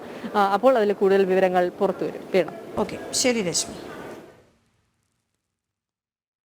പാർട്ടിയും സർക്കാരിനെയും രൂക്ഷമായി വിമർശിച്ച മുൻമന്ത്രി ജി സുധാകരൻ, നമ്മുടെ നാടെന്താ വെള്ളരിക്ക പട്ടണമോ എന്ന് ചോദ്യം. ഓരോ നാട്ടിലും സാധനങ്ങൾക്ക് ഓരോ വിലയാണ്. ഇവിടെ വിലവിവര പട്ടിക നിയമം ഇല്ലേ എന്നും ജി സുധാകരൻ ചോദിച്ചു. കോട്ടയം നഗരസഭയുടെ 211 കോടി രൂപ കാണാനില്ല എന്ന് പ്രതിപക്ഷ ആരോപണം. ചെക്ക് മുഖേന വരവ് രേഖപ്പെടുത്തിയ പണം നഗരസഭയുടെ ബാങ്ക് അക്കൗണ്ടുകളിൽ എത്തിയിട്ടില്ല എന്നാണ് ആരോപണം ഉയർന്നിരിക്കുന്നത്. സംഭവം അന്വേഷിച്ച് മറുപടി നൽകാൻ സെക്രട്ടറിയോട് ആവശ്യപ്പെട്ടതായി നഗരസഭാ അധ്യക്ഷ പറഞ്ഞു. കോട്ടയം നഗരസഭയുടെ ബാങ്ക് അക്കൗണ്ടുകളിലെ റീകൺസിലിയേഷൻ രേഖകൾ പരിശോധിച്ചതിൽ ചെക്ക് മുഖേന വരവ് രേഖപ്പെടുത്തിയിട്ടുള്ള തുക കാണാനില്ലെന്ന് പ്രതിപക്ഷ നേതാവ് അഡ്വക്കേറ്റ് ഷീജ അനിൽ നഗരസഭാ കൗൺസിൽ യോഗത്തിലാണ് ആരോപണം ഉന്നയിച്ചത്. 7 ബാങ്ക് അക്കൗണ്ടുകളിൽ നഗരസഭാ രേഖകൾ പ്രകാരം കാണേണ്ട പണം നിലവിലില്ലെന്ന് മുനിസിപ്പൽ ഡയറക്ടറേറ്റ് വിജിലൻസിന്റെ പരിശോധനയിൽ കണ്ടെത്തിയെന്നാണ് പ്രതിപക്ഷ ആരോപണം. നഗരസഭയിൽ 211 കോടി രൂപയുടെ ചെക്ക് വിവരം രേഖപ്പെടുത്തിയിട്ടുണ്ട്. എന്നാൽ അത്രയും തുക ബാങ്കിലെത്തിയിട്ടില്ലെന്ന് പ്രതിപക്ഷം. ഒടുവിലത്തെ ഓഡിറ്റ് റിപ്പോർട്ടിൽ കണ്ടേക്കുന്നതാണ് 211 കോടി രൂപയുടെ ഓൺ ഫണ്ടിൽ നമ്മുടെ നഗരസഭാ അക്കൗണ്ടിൽ കാണേണ്ട പൈസ ഇല്ല എന്നുള്ള വിവിധ ബാങ്കുകളിലായിട്ട് വന്ന ചെക്കുകൾ പക്ഷേ ആ ബാങ്കിൽ എത്തിയിട്ടില്ല, നിക്ഷേപത്തിൻ്റെ കൂട്ടത്തിൽ വന്നിട്ടില്ല. അത് എവിടെ പോയി എന്ന് ചോദിച്ചിട്ട് കൃത്യമായ ഒരു വിശദീകരണം തരാൻ നഗരസഭാ സെക്രട്ടറിക്കോ ചെയർപേഴ്സണോ കഴിയുന്നില്ല എന്നുള്ള വസ്തുത. എന്നാൽ ഓഡിറ്റിംഗിൽ ഇക്കാര്യം കണ്ടെത്തിയിട്ടില്ലെന്ന് നഗരസഭാ അധ്യക്ഷ ബിൻസി സെബാസ്റ്റ്യൻ പറയുന്നു. ഉദ്യോഗസ്ഥരുടെ ഭാഗത്തു നിന്നും അറിയിപ്പൊന്നും ലഭിച്ചിട്ടില്ല. ആരോപണം അന്വേഷിക്കാൻ നഗരസഭാ സെക്രട്ടറിയോട് ആവശ്യപ്പെട്ടതായും ചെയർപേഴ്സൺ വ്യക്തമാക്കി. ഇതിനെപ്പറ്റി ഉദ്യോഗസ്ഥ തലത്തിലോ ഓഡിറ്റ് തലത്തിലോ എനിക്ക് ഇതുവരെയും ഒരു വിവരവും ലഭിച്ചിട്ടില്ല. ഇന്നലെ കൗൺസിൽ യോഗത്തിന് ശേഷം അടിയന്തരമായിട്ട് സെക്രട്ടറിക്ക് ഇതിനെപ്പറ്റി പരിശോധിച്ച് വ്യക്തമായ റിപ്പോർട്ട് നൽകുന്നതിന് വേണ്ടിയിട്ട് സെക്രട്ടറിയെ ചുമതലപ്പെടുത്തിയിട്ടുണ്ട്. നഗരസഭയിലെ പെൻഷൻ ഫണ്ടിൽ നിന്നും 3.5 കോടിയോളം രൂപ മുൻ ജീവനക്കാരൻ തട്ടിയെടുത്തതിന്റെ അന്വേഷണം നടക്കുന്നതിനിടെയാണ് പുതിയ ആരോപണം. ജനം, കോട്ടയം. ഹേമ കമ്മിറ്റി റിപ്പോർട്ടിന് പിന്നാലെ ആകെ രജിസ്റ്റർ ചെയ്തത് 40 കേസുകളെന്ന് സർക്കാർ ഹൈക്കോടതിയിൽ. 3 കേസുകളിൽ ഉടൻ FIR രജിസ്റ്റർ ചെയ്യുമെന്നും SIT ഡിവിഷൻ ബെഞ്ചിനെ അറിയിച്ചു. ഹേമ കമ്മിറ്റി റിപ്പോർട്ടിന്റെ അടിസ്ഥാനത്തിൽ 35 കേസുകൾ രജിസ്റ്റർ ചെയ്തു. 5 കേസുകൾ നോഡൽ ഓഫീസർക്ക് ലഭിച്ച പരാതിയുടെ അടിസ്ഥാനത്തിലാണെന്നുമാണ് സർക്കാരിന്റെ മറുപടി. ഇതിൽ 7 കേസുകളിൽ അന്വേഷണം പൂർത്തിയാക്കി കുറ്റപത്രം നൽകിയെന്നും സംസ്ഥാന സർക്കാർ ഹൈക്കോടതിയെ അറിയിച്ചു. ചലച്ചിത്ര മേഖലയിലെ സ്ത്രീ, ദലിത് ഉൾപ്പെടെയുള്ള എല്ലാ വിഭാഗത്തെയും പ്രതിനിധീകരിക്കുന്ന രീതിയിലാവണം നിയമനിർമ്മാണമെന്ന് ഹൈക്കോടതിയുടെ നിർദ്ദേശം. നിയമനിർമ്മാണം സംബന്ധിച്ച നയം രൂപീകരിക്കേണ്ടത് സംസ്ഥാന സർക്കാരിന്റെ ചുമതലയാണെന്നും ഹൈക്കോടതി വ്യക്തമാക്കി.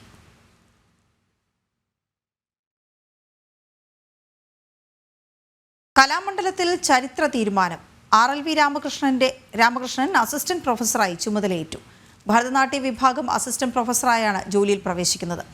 അതേസമയം കലാമണ്ഡലത്തിലെ നിയമനം സൗഭാഗ്യമായി കാണുന്നതായി RLV രാമകൃഷ്ണൻ പറഞ്ഞു. എല്ലാവരോടും സ്നേഹവും കടപ്പാടും മണിച്ചേട്ടൻ മാത്രമില്ല എന്ന ദുഃഖമുണ്ട്. ജീവിതത്തിൽ നേരിട്ട പ്രതിസന്ധികളെ മുന്നോട്ടുള്ള ചവിട്ടുപടിയായി കാണുന്നുവെന്നും RLV രാമകൃഷ്ണൻ പറഞ്ഞു.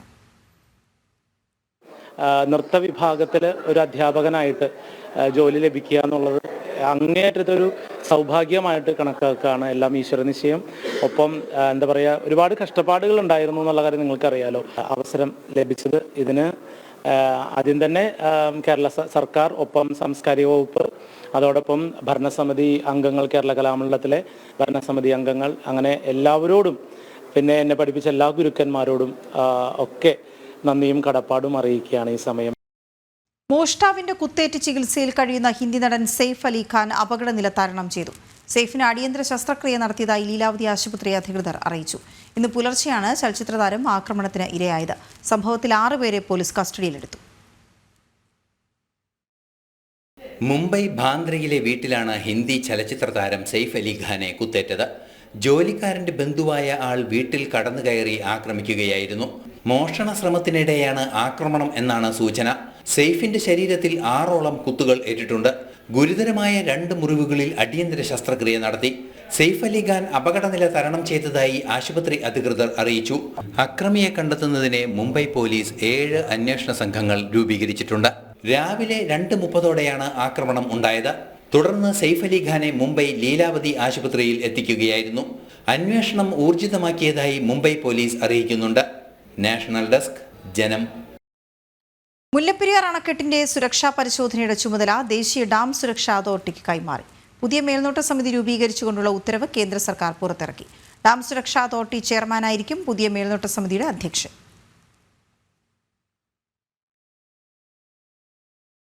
കലോത്സവം റിപ്പോർട്ടിംഗിനിടെ ദ്വയാർത്ഥ പ്രയോഗം നടത്തിയ സംഭവത്തിൽ റിപ്പോർട്ടർ ചാനൽ കൺസൾട്ടിംഗ് എഡിറ്റർ അരുൺകുമാറിനെതിരെ പോക്സോ കേസെടുത്ത കന്റോൺമെന്റ് പോലീസ്. കലോത്സവം ഒപ്പനയിൽ പങ്കെടുത്ത വിദ്യാർത്ഥിനിക്കെതിരെയാണ് ദ്വയാർത്ഥ പ്രയോഗം നടത്തിയത്.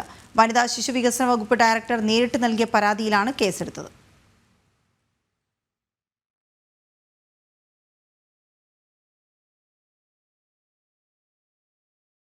കോഴിക്കോട് വളയത്ത് സൈനികൻ വീട്ടിൽ മരിച്ച നിലയിൽ.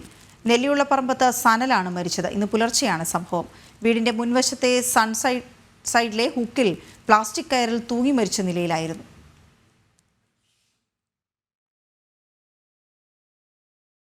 ദക്ഷിണേന്ത്യയിലെ ഏറ്റവും വലിയ ഹിന്ദുമത സമ്മേളനത്തിന് ഒരുങ്ങി പമ്പ മണൽപ്പുറം. അയ്യൂർ ചെറുകോൽപ്പുഴ ഹിന്ദുമത പരിഷത്ത് ഫെബ്രുവരി 2 മുതൽ 9 വരെയാണ് നടക്കുന്നത്. ഇത്തവണത്തെ ഹിന്ദുമത പരിഷത്തിൽ RSS സർസംഘചാലക് മോഹൻ ഭാഗവത് പങ്കെടുക്കുന്നു എന്ന പ്രത്യേകതയുമുണ്ട്. RSS സർസംഘചാലക് ആദ്യമായി ഹിന്ദുമത പരിഷത്തിൽ പങ്കെടുക്കുന്നു എന്നതാണ് 113ാമത് അയ്യൂർ ചെറുകോൽപ്പുഴ ഹിന്ദുമത പരിഷത്തിന്റെ പ്രത്യേകത.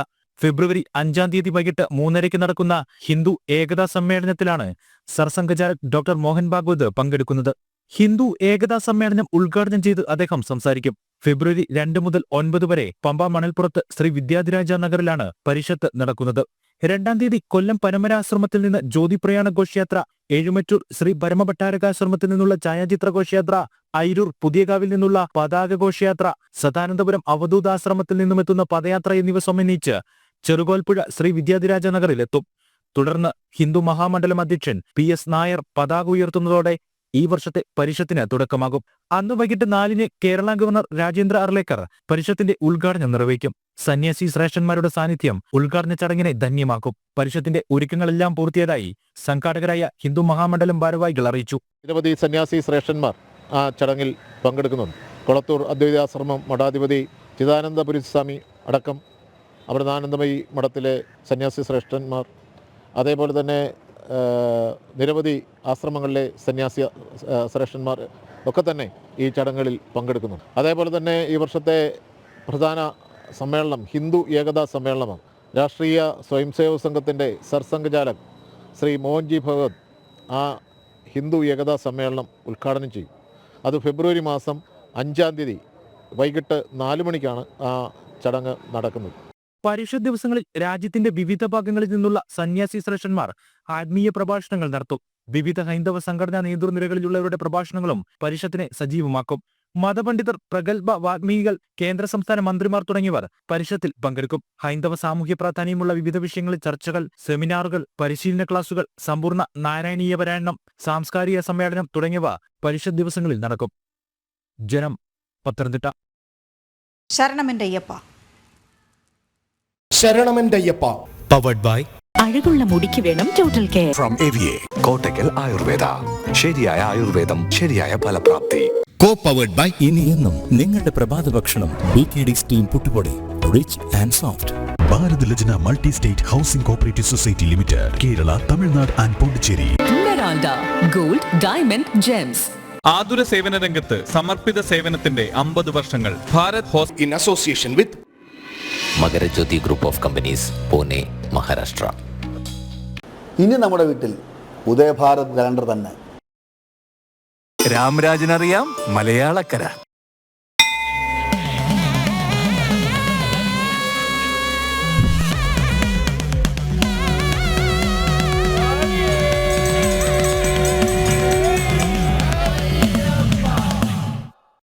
ശബരിമലയിലേക്ക് അണമുറിയാത്ത ഭക്തജന പ്രവാഹം. പുലർച്ചെ മുതൽ വലിയ തിരക്കാണ് ശബരിമല സന്നിധാനത്ത് അനുഭവപ്പെടുന്നത്. ഒരു മിനിറ്റിൽ 80ഓളം ഭക്തർ പടി കയറുന്നു. അരുൺ കൊടുങ്ങൂർ തയ്യാറാക്കിയ റിപ്പോർട്ട് കാണാം. പുലർച്ചെ 3 മണിക്ക് നട തുറന്നപ്പോൾ മുതൽ തന്നെ വലിയ രീതിയിലുള്ള ഒരു ഭക്തജന പ്രവാഹമാണ് ശബരിമല സന്നിധാനത്ത് അനുഭവപ്പെട്ടുകൊണ്ടിരിക്കുന്നത്. 18-ാം പടിക്ക് താഴെയുള്ള ദൃശ്യങ്ങളാണ്. ഇങ്ങനെ മണിക്കൂറുകൾ വരി നിന്നാൽ മാത്രമേ ശബരീശ ദർശനം സാധ്യമാകുന്ന ഒരു അവസ്ഥയിലേക്ക് വരും. എന്തായാലും വലിയ രീതിയിലുള്ള ഒരു ഭക്തജന തിരക്ക് തന്നെ സന്നിധാനത്ത് അനുഭവപ്പെട്ടുകൊണ്ടിരിക്കുകയാണ്. അത് ഏറ്റവും പ്രധാനമായി എടുത്തു പറയേണ്ടത് തിരുവാഭരണ വിഭൂഷിതനായ സ്വാമി അയ്യപ്പനെ കണ്ടു തൊഴാനുള്ള ഏറ്റവും പ്രധാനപ്പെട്ട ഒരു ദിവസങ്ങൾ കൂടിയാണ്. നാളെ കൂടി മാത്രമാണ് തിരുവാഭരണ വിഭൂഷിതനായ വില്ലാളി വീരനായ വീരമണികണ്ഠനായ പന്ത്ര രാജകുമാരനായ ഭഗവാന്റെ രൂപത്തിൽ തിരുവാഭരണം ചാർത്തിയുള്ള ആ ഒരു ദിവ്യമായ ഭവ്യമായ ആ ഒരു ദർശനം സാധ്യമാകൂ. അതോടൊപ്പം തന്നെ 19-ാം തീയതി ശബരിമല നട അടയ്ക്കും. രാത്രി ഹരിവരാസനം പാടിയതിനു ശേഷം മാളികപ്പുറത്തിന് സമീപം ഗുരുതി നടക്കും. ഇതോടുകൂടി ഈ 2 മാസക്കാലം നീണ്ട മണ്ഡല മകരവിളക്ക് തീർത്ഥാടന കാലത്തിന് സമാപനമാകുകയാണ്. 20-ാം തീയതി പുലർച്ചെ രാജപ്രതിനിധിക്ക് മാത്രമാണ് ഈ ദർശനത്തിനുള്ള അവസരമുള്ളത്. അതിനുശേഷം പന്തളത്തു നിന്നും കഴിഞ്ഞ ദിവസം സന്നിധാനത്തേക്ക് എത്തിയ തിരുവാഭരണം തിരിച്ച് പുറപ്പെടുകയും ചെയ്യും. അതോടെ 2 മാസക്കാലം നീണ്ട മണ്ഡല മകരവിളക്ക് തീർത്ഥാടന കാലത്തിന് സമാപനമാക്കുകയും ചെയ്യും. എന്തായാലും വലിയ രീതിയിലുള്ള ഒരു ഭക്തജന തിരക്ക് തന്നെയാണ് സന്നിധാനത്ത് അനുഭവപ്പെട്ടുകൊണ്ടിരിക്കുന്നത്. 1 മിനിറ്റിൽ 80-ലധികം തീർത്ഥാടകരെ പടി കയറ്റേണ്ട ഒരു സാഹചര്യമാണ് നിലവിലുള്ളത്. അങ്ങനെ വലിയ രീതിയിൽ മകരവിളക്കിന് അനുബന്ധമായുള്ള വരുന്ന ദിവസങ്ങളിൽ തിരക്ക് ഉണ്ടാകും എന്നുള്ളത് നേരത്തെ തന്നെ പ്രതീക്ഷിച്ചതാണ്. പക്ഷേ പ്രതീക്ഷിച്ചതിനപ്പുറത്തേക്കുള്ള ഒരു തിരക്ക് സന്നിധാനത്ത് ഇപ്പോൾ അനുഭവപ്പെട്ടുകൊണ്ടിരിക്കുകയാണ്. എന്തായാലും വരും മണിക്കൂറുകളിലും അങ്ങനെ ആ തിരക്ക് തുടരാൻ തന്നെയുള്ള ഒരു സാഹചര്യം തന്നെയാണ് ഉള്ളത്. ഏറ്റവും പ്രധാനപ്പെട്ട ഏറ്റവും ദിവ്യമായ ഏറ്റവും പവിത്രമായ ചടങ്ങുകളിലൂടെയാണ് ശബരിമല സന്നിധാനം കടന്നു പോകുന്നത്. സനാതനധർമ്മത്തിന്റെ വിരാട സംഗമം.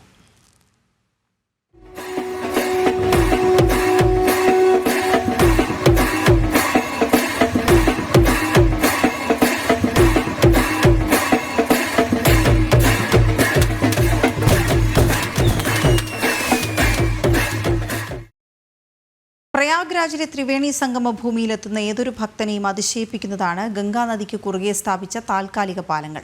17,000 കോടി രൂപ ചെലവിട്ട് നിർമ്മിച്ച പാലങ്ങൾ മഹാകുംഭമേളയുടെ ജീവനാഡി കൂടിയാണ്. 30 പോണ്ടൂൺ പാലങ്ങളാണ് കുംഭനഗരിയിൽ ഗംഗാനദിയുടെ ഇരുകരകളെയും ഒന്നിപ്പിക്കുന്നത്. കുംഭമേളയുടെ പ്രധാന ആചാരമായ ത്രിവേണി സ്നാനവും കഴിഞ്ഞ് തീർത്ഥാടകർക്ക് ഗംഗാനദി കടക്കണം. അവിടെയാണ് നാഗസന്യാസിമാരുടെയും മറ്റ് വൈദിക ശ്രേഷ്ഠരുടെയും മഠങ്ങൾ. ഒന്നുകിൽ റോഡ് മാർഗം 6 കിലോമീറ്റർ ഗതാഗത കുരുക്ക് താണ്ടണം. ഗംഗയിൽ നീരൊഴുക്ക് കുറഞ്ഞ മൺതിട്ടകൾ രൂപപ്പെട്ടതിനാൽ ബോട്ടോ വള്ളങ്ങളോ അടുക്കില്ല. പോംവഴി താൽക്കാലിക പാലങ്ങൾ മാത്രം. അവിടെയാണ് ഉത്തർപ്രദേശിന്റെ പൊതുമരാമത്ത് വകുപ്പ് ആർക്കിമിഡീസിന്റെ ഭൗതികശാസ്ത്ര തത്വം പ്രയോഗിച്ചത്. ബോട്ടുകളുടെ കീഴ്ഭാഗത്തിന് സമാനമായി ഉൾഭാഗം പൊള്ളയായ 5 ടൺ വീതം ഭാരമുള്ള ഇരുമ്പ് കട്ടകൾ ഓരോ 5 മീറ്ററുകളിലും സ്ഥാപിച്ച് വടങ്ങൾ ഉപയോഗിച്ച് കെട്ടി നിർത്തി. ഇങ്ങനെ നദിക്ക് കുറുകെ 1.5 കിലോമീറ്റർ ദൂരമാണ് കൂറ്റൻ പോണ്ടൂണുകൾ സ്ഥാപിച്ചത്. അതിനു മുകളിൽ ഇരുമ്പ് ഷീറ്റുകളിട്ട് നട്ടുബോട്ടുകൾ കൊണ്ട് ബന്ധിപ്പിച്ചു. ഇങ്ങനെ 1.5 കിലോമീറ്റർ ദൂരമുള്ള 30 പാലങ്ങളാണ് കുംഭനഗരിയിലാകെ നിർമ്മിച്ചത്. 5 ടൺ മാത്രം ഭാരശേഷിയുള്ളതിനാൽ പാലത്തിൽ കൂട്ടമായി നിൽക്കാൻ അനുവദിക്കില്ല. കുംഭമേള അവസാനിക്കുമ്പോൾ ഈ പോണ്ടൂണുകൾ പാലം ആവശ്യമായ മറ്റ് ഇടങ്ങളിലേക്ക് നൽകുമെന്നാണ് ഉത്തർപ്രദേശ് സർക്കാർ അറിയിച്ചത്. ജനം, പ്രയാഗ്രാജ്. മഹാകുംഭമേളയ്ക്കായി ഒരു താൽക്കാലിക നഗരം തന്നെ സൃഷ്ടിക്കുകയായിരുന്നു ഉത്തർപ്രദേശ് സർക്കാർ. ഗംഗാനദി തീരത്തെ 4000 ഹെക്ടർ സ്ഥലത്ത് താൽക്കാലിക ടെന്റുകൾ നിർമ്മിച്ചാണ് പുതിയ നഗരം യോഗി സർക്കാർ യാഥാർത്ഥ്യമാക്കിയത്. സാധാരണ ടെന്റുകൾ മുതൽ അത്യാധുനിക സൗകര്യങ്ങളോടുകൂടിയുള്ള ടെന്റുകൾ വരെ കുംഭനഗരിയിലെത്തുന്ന ഭക്തർക്ക് ലഭ്യമാണ്.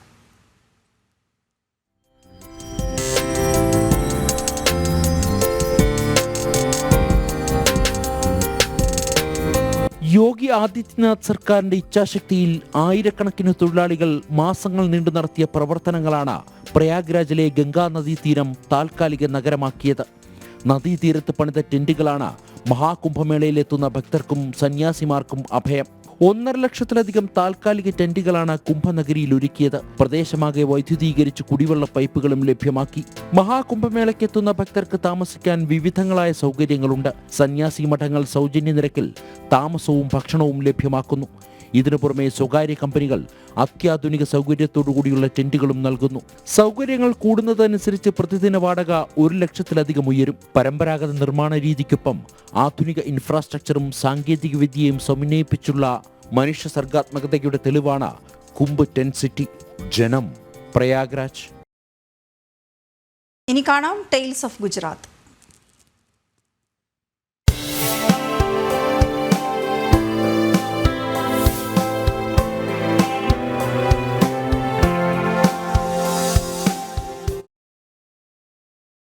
ഭാരതത്തിന്റെ ചരിത്രത്തിൽ നാഗരികതകളുടെ കൂടിച്ചേരലിന്റെ മറ്റൊരു ഉദാഹരണമാണ് റോഗൻ ആർട്ട്. റോഗൻ പെയിന്റ് ചെയ്ത തുണിത്തരങ്ങളുടെ കരകൗശലത്തിന് നൂറ്റാണ്ടുകൾ പഴക്കമുണ്ട്. ആ പഴമയുടെ കഥ കേൾക്കണമെങ്കിൽ അങ്ങ് ഗുജറാത്തിലേക്ക് പോകണം. നിരോണയിലെ പത്മശ്രീ പുരസ്കാര ജേതാവ് അബ്ദുൽ ഗഫൂർ ഖത്രിയുടെ വീട്ടിൽ പോയി ആ കഥ കേൾക്കാം.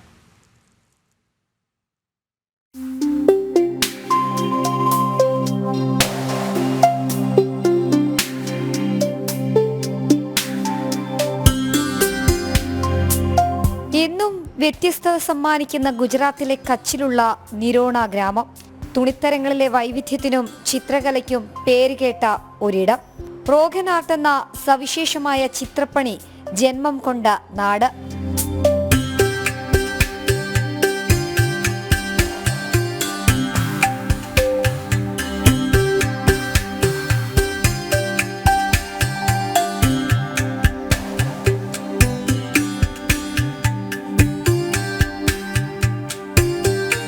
നാനൂറ് വർഷത്തെ പൈതൃകവും കഥയും പറയാനുണ്ട് റോഗൻ ആർട്ട് എന്ന ഈ ചിത്രകലയ്ക്ക്. റോഗൻ എന്നാൽ എണ്ണ എന്നാണ് അർത്ഥം വരുന്നത്. ആവണക്കെണ്ണയെ പ്രത്യേക രീതിയിൽ തയ്യാറാക്കി അതിൽ നിറങ്ങൾ ചേർത്ത് പുത്തൻ ചായക്കൂട്ട് ജനിക്കുന്നു. ഇതുപയോഗിച്ച് പൂർണ്ണമായും കച്ച് ജനതയുടെ കൈകളിൽ വിരിയുന്ന വിസ്മയ കാഴ്ച.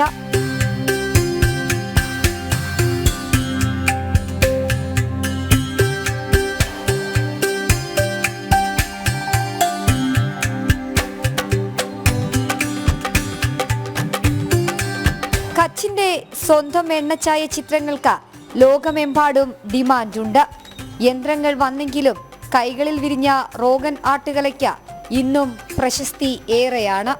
ഇന്ന് നിരോണയിൽ പൈതൃകം നെഞ്ചോടേറ്റി അബ്ദുൽ ഗഫൂർ ഖത്രിയുടെ കുടുംബമുണ്ട്. ഇളമുറക്കാരും ഖത്രിയുടെ പാരമ്പര്യം പിന്തുടരുന്നു. നാടിന്റെ ചരിത്രവും സംസ്കാരവും കൂടെ കൂട്ടിയതിന് പത്മശ്രീയും അബ്ദുൽ ഗഫൂറിന് ലഭിച്ചു.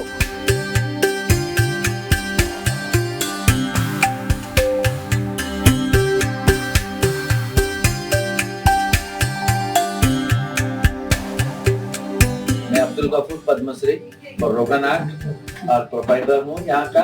हमारे पूरे जॉइंट फैमिली है. जो पिक्चर आप देख रहे हैं वो हमारा फैमिली मेंबर्स है और कुछ और भी ऐड हो गए. ये पिक्चर पुरानी है तो हमारा अभी 8वां जनरेशन कंटिन्यू इस कला में जुड़ा हुआ है. सफाई खुशी की बात ये है. इधर आजकल ये सुनने को मिलता है कि बच्चे नहीं कर रहे या बस बच्चे कोई और फील्ड में भी जाते हैं. तो हमारे लिए बहुत खुशी की और सद्भाग्य की बात है कि हम अपनी परंपरा को इसको निभा सके. हमारे बच्चे भी इसमें जुड़ गए. പല രൂപത്തിൽ പല നിറത്തിൽ പരുത്തി വസ്ത്രത്തിൽ റോഗൻ ആർട്ട് നിറയുന്നു. അന്താരാഷ്ട്ര തലത്തിൽ പ്രധാനമന്ത്രിയും റോഗൻ ആർട്ടിന്റെ അംബാസിഡറായി. വിദേശങ്ങളിൽ റോഗൻ ആർട്ട് പ്രചരിപ്പിക്കാൻ പ്രധാനമന്ത്രി കാരണക്കാരനുമായി. കണ്ടറിഞ്ഞും കേട്ടറിഞ്ഞും റോഗൻ ആർട്ടിനെ ഒപ്പം കൂട്ടാനെത്തുന്നവർ ഒരുപാടാണ്. ഈ ചിത്രകലയെ പഠിക്കാനും അതിന്റെ ഉള്ളടക്കം മനസ്സിലാക്കാനും നിരോണയിലേക്ക് എത്തുന്നത് പ്രതിദിനം നൂറുകണക്കിന് ആളുകളാണ്. ഗുജറാത്തിന്റെ ടൂറിസത്തിൽ കച്ചിലുള്ള നിരോണ ഗ്രാമവും റോഗൻ ആർട്ടിനും പ്രത്യേക പങ്കുമുണ്ട്. എസ് ശാലിനി, ജനം, ഗുജറാത്ത്. ഉച്ചവാർത്ത പൂർണ്ണമാകുന്നു. ഇടവേളയ്ക്ക് ശേഷം ന്യൂസ് at 2 PM കാണാം. നമസ്തേ.